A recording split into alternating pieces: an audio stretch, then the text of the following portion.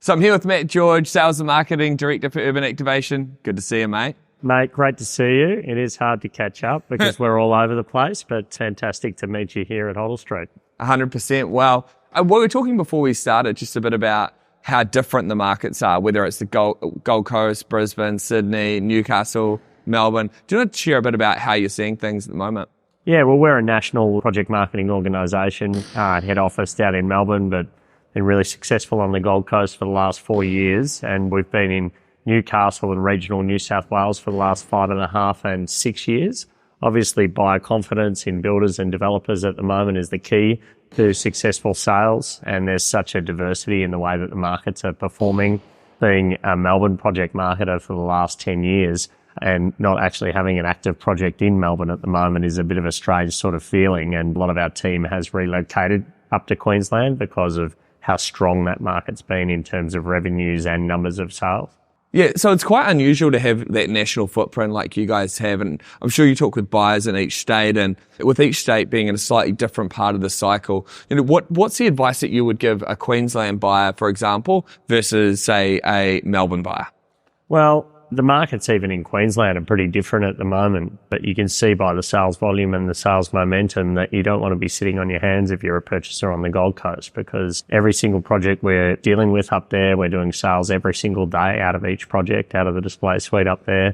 You're dealing on a national basis, so there's a lot of competition on people who are investing, people who are downsizing, people who are upsizing up on the Gold Coast at the moment. So we're really sort of finding that there's quite regular price increases that we're recommending in our projects due to the amount of demand that's coming through. Yeah. And we find that buyers really take a backward step when they come back 3 or 4 months later and realise that due to the cost of construction and the sales volume that come through, the price has increased. So I can assure you there at the moment that the initial offering of pricing is very, very competitive and is only going to keep going north in the opposite direction. So I guess the buyers need to understand the broad range of products and find out what their needs are and what their budget is. And once they find something that suits that budget, work and move very quickly. And you're working on the Iris Capital Sam Arnaud's project in Newcastle. How does that compare to the Gold Coast right now? And what do you tell buyers and what advice can you share with them for that? Yeah, well, the Iris Capital job's in a fantastic part of the CBD. It's in the upper end of Newcastle, right in the heart of Hunter Street there.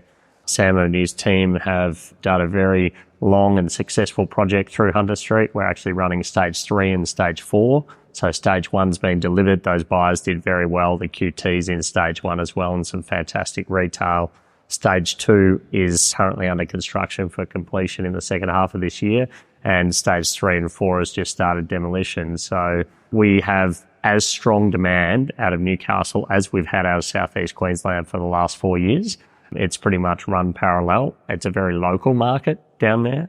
Straight out of the Hunter region. So Gold Coast, you're more finding that it's buyers from Sydney and other areas where it's kind of competing with other people from Newcastle. Yeah, I mean, we've been up there with Third Eye Group for 3 or 4 years. We're into our 4th project with Third Eye Group, and we're in a different part on the west end of Newcastle, and there's certainly a different demographic of buyer. But again, they're really within that Hunter region. There's not so many interstate purchasers, and there are obviously some Sydney people that purchase those apartments, but realistically, it's a local market. It's a lot of traders who are upsizing and upgrading on what they previously purchased. So it's a pretty mature market overall. In fact, the Greater Catchment's nearly 750,000 people, which is actually the same catchment as the Gold Coast at the moment. But the diversity of the buyers, only really 5% of our purchases on the apartment are permanent residents on the Gold Coast. And we have a pretty even split between Melbourne, Sydney and Brisbane from there. Some people buying it as a bolt hole for the weekend, others buying it to relocate there at some stage.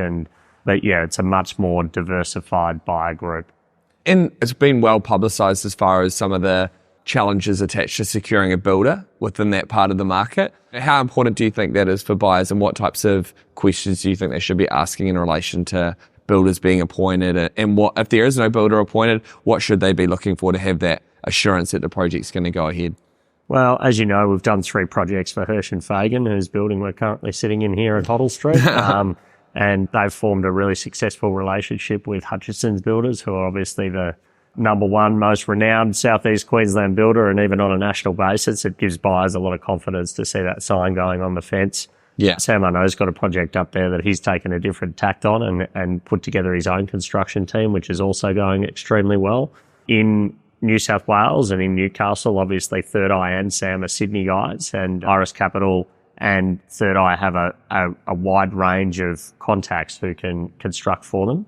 And we're really confident with our building position at the moment, but purchasers definitely need to be aware that construction, and it is where very well publicised, is the most difficult piece of development at the moment. But in the end, their deposit's protected, sits in a trust account. There's no risk with the developer. If anything doesn't go ahead, if the project doesn't go ahead, then we refunded their deposit back to them with interest as well. But I can assure you across the board, and we've got a $3 billion pipeline nationally, that we as the agents are very careful about the developers that we work with to make sure that the projects that we're putting forward to purchasers are going to be delivered as well. Yeah, well, the main thing that we're trying to get across for the buyers within Urban is making sure that people have the opportunity to really do their research, whether it's kind of Iris Capital or Third Eye Group, when you can kind of look at the track record of what they've delivered before, as well as the teams that they have worked with, whether it's you guys or Hutchinson Builders. Those types of groups are the ones that we think are going to stand the test of time over the next 10 years and are really going to be able to support the buyers, not only once they move in, but potentially even after that as well. In the event that there are small bits and pieces, you want to have a company that you're going to be around in a long time to come. Yeah, I think history is really important, and the quality of what's been built, being able to point to those things. So Third Eye have done some fantastic buildings over the last decade across Newcastle. Sam's obviously finished stage one and he's currently finishing stage two. So that quality stands the test of time as well. Hirsch and Fagan on the Gold Coast have done a number of projects through Melbourne, but they've now they're under construction with 3 projects, with Palm Beach settling late last year and Kira settling in April. And then they're halfway through the construction in Mermaid Beach. And the buyers are becoming more and more educated. They're understanding who the architect is, who the developer is, what their track record is, and whether they're going to be around for the long term, and what their building relationships are, I guess. And I think the funders are pushing the developers and really working out who the strong ones are too. It is becoming blatantly obvious to the buyers as to who's going to be around and stand the test of time, as you say. Yeah, well, we're a customer of Hirsch and Fagan. We've just taken this new office space in Collingwood, and we do our own due diligence, I'm sure, as you would imagine, and we like what we see, and we're feeling excited to move into the new building. Well, it was great to be able to grab 5 minutes with you, mate. Appreciate your time. Great to see you, Matt. Thanks, Mike.